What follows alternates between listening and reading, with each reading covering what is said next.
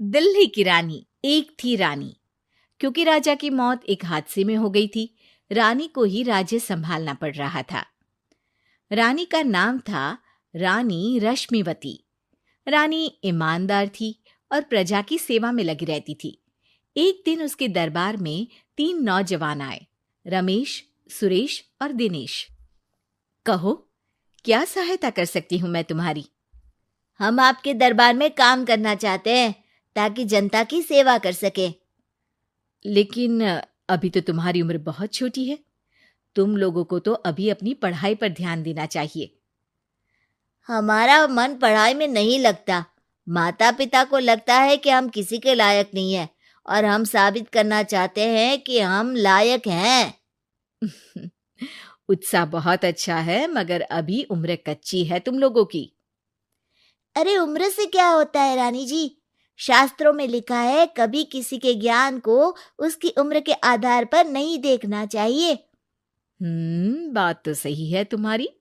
और अगर सच में तुम अगर ये संकल्प करके आए हो कि तुमको यहाँ काम करना है, तो पहले परीक्षा देनी पड़ेगी। 3 परीक्षा, एक शारीरिक परीक्षा, एक बुद्धि की परीक्षा और एक देशभक्ति की परीक्षा।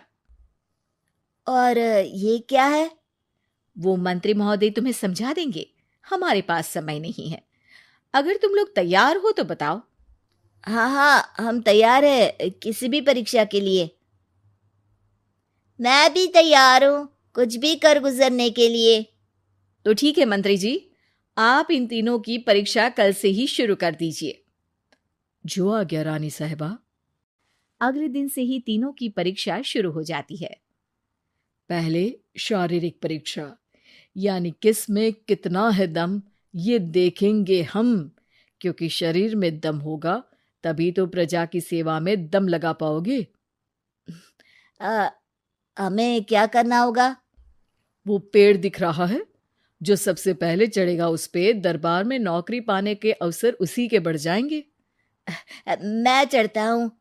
अरे रुको रुको, गिनती गिनने दो। 1, 2, 3। 3 की गिनती के बाद रमेश और सुरेश भागकर पेड़ के पास गए, मगर दिनेश आराम से पेड़ के पास गया। जैसे ही रमेश और सुरेश आधे पेड़ तक चढ़ गए, दिनेश ने उन दोनों की टांग पकड़ के उन्हें नीचे गिरा दिया और खुद पेड़ पर चढ़ गया। दिनेश की जीत हुई। अरे लेकिन इसने बेईमानी की। बेईमानी नहीं की, बुद्धि लगाई। शरीर के दम के साथ दिमाग में भी दम होना चाहिए। क्यों मंत्री जी? हाँ हाँ, बात तो तुम्हारी सही है, लेकिन बात अगर बुद्धि की है तो बुद्धि की असली परीक्षा हम कल लेंगे। शाम को जाकर मंत्री रानी को सब बता देते हैं। यानी दिनेश उन सब में ज्यादा होशियार है। जी रानी साहिबा। अगले दिन तीनों की बौद्धिक परीक्षा का समय होता है। आज हमें क्या करना है मंत्री जी? थोड़ा सब्र करो, कल जल्दबाजी में ही हारे थे तुम। सही कह रहे हैं मंत्री जी। अरे तू क्यों ज्यादा बोल रहा है? तू भी तो हारा था ना कल। ए दिनेश, ज्यादा होशियार मत बन। अरे अरे अरे, लड़ो मत। आज की परीक्षा पर ध्यान दो। आज की बौद्धिक परीक्षा में ये कुछ बोरे हैं, कुछ में नमक है और कुछ में रुई। जिसको जो ले जाना है उठा लो। देखते हैं कि कौन जल्दी से कोई भी एक बोरा नदी के उस पार लेकर जाता है। समय शुरू होता है अब। तीनों बोरों की तरफ बढ़ते हैं। सुरेश, नमक की बोरी भारी है, ले जाने में मुश्किल होगी। हाँ हाँ, सही कह रहा है, रुई हल्की है, हम दोनों रुई लेकर चलते हैं।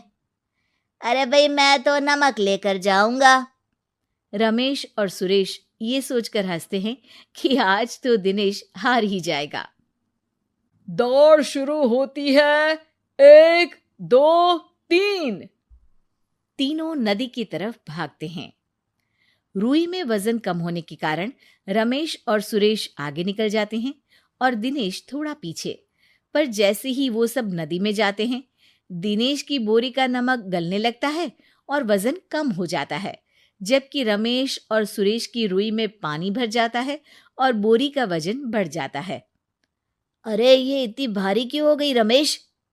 अरे मुझे क्या पता, शायद जादुई बोरी है। अरे लगता है कि हम बेवकूफ बन गए। बने नहीं हो, तुम हो ही बेवकूफ। इतना तो पता होना चाहिए कि पानी में नमक गल जाएगा। दिनेश का पूरा नमक गल जाता है और बोरी खाली हो जाती है। वो जल्दी से रेस पूरी कर लेता है। इस परीक्षा के विजेता भी दिनेश ही हैं। उसने दिमाग लगाकर दिखा दिया कि वो बौद्धिक परीक्षा में भी रमेश और सुरेश से आगे है। अब कल तुम्हारी देशभक्ति की परीक्षा होगी, जो स्वयं रानी मां लेंगी। रात को फिर मंत्री रानी के पास जाकर बता देते हैं कि आज की परीक्षा में कैसे दिनेश ने अक्लमंदी दिखाई और बौद्धिक परीक्षा में भी उसी की जीत हुई। अरे वाह, दिनेश तो हमारे बहुत काम आ सकता है। हम उत्साहित हैं कल की परीक्षा के लिए। वो तो ठीक है रानी साहिबा, लेकिन हमने सुना है कि पड़ोसी राज्य का राजा आकाशदीप हमारे राज्य की सीमा में घुसपैठ कर रहा है। ये तो चिंता की बात है। हमें जल्द ही कुछ करना चाहिए। अगले दिन रमेश, सुरेश और दिनेश अपनी आखिरी देशभक्ति की परीक्षा के लिए दरबार में आते हैं। प्रणाम रानी साहिबा।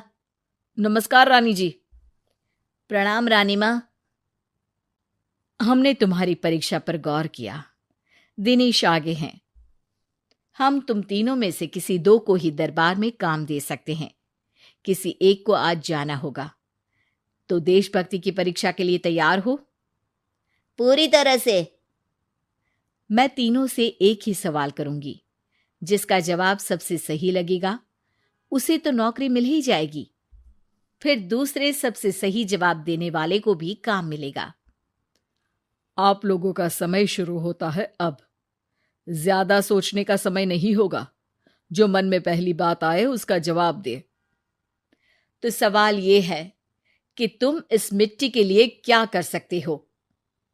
मैं इस मिट्टी को साफ रखूंगा। यहाँ के लोगों के भोजन की कमी को मैं पूरी करूंगा। मैं यहाँ के लोगों को गले लगा लगा के उनको खुशी दूंगा रानी माँ, और गरीबों के लिए घर बनवाऊंगा। मैं इस मिट्टी के लिए किसी की जान भी ले सकता हूँ रानी माँ। मंत्री, दिनेश को एक तलवार दो। जी रानी जी। दिनेश, पड़ोसी राज आकाशदीप की जान तुम्हारे हाथ में है। जाओ, अपना काम पूरा करो। आज रात को तुम उस पर हमला करोगे जब वो सो रहा होगा। दिनेश वहां से चला जाता है। रानी माँ, ये आपने क्या किया? अभी किया नहीं है मंत्री जी। आप आकाशदीप को संदेशा भिजवाओ कि पड़ोसी देश का एक कातिल रात को उन पे हमला करेगा और दिनेश को पकड़वा दो। अरे, ये आप क्या कह रही हैं? और क्यों कर रही हैं आप ऐसा? राजा को लगेगा कि हमने उसकी मदद की, उसकी जान बचाकर। वो हमारे राज्य का पीछा छोड़ देगा और हमारा एहसानमंद हो जाएगा। और दिनेश का क्या होगा? इस राज्य को दिनेश जैसे शातिर और लड़ाकू लोगों से ज्यादा जरूरत है, ऐसे लोगों की जो लोगों को खाना खिलाने की और खुश करने की बात करे। और ये गुण सुरेश और रमेश में है। इन्हें नौकरी दे दो।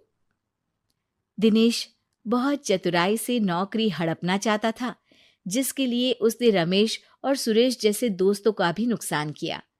पर रानी ज्यादा चतुर निकली। उसने एक तीर से दो निशाने लगाए। दिनेश जैसे खूंखार युवक को राज्य से बाहर करवा दिया और पड़ोसी राजा आकाशदीप को अपना एहसानमंद कर लिया। पूरा दरबार रानी की जय जयकार कर रहा था।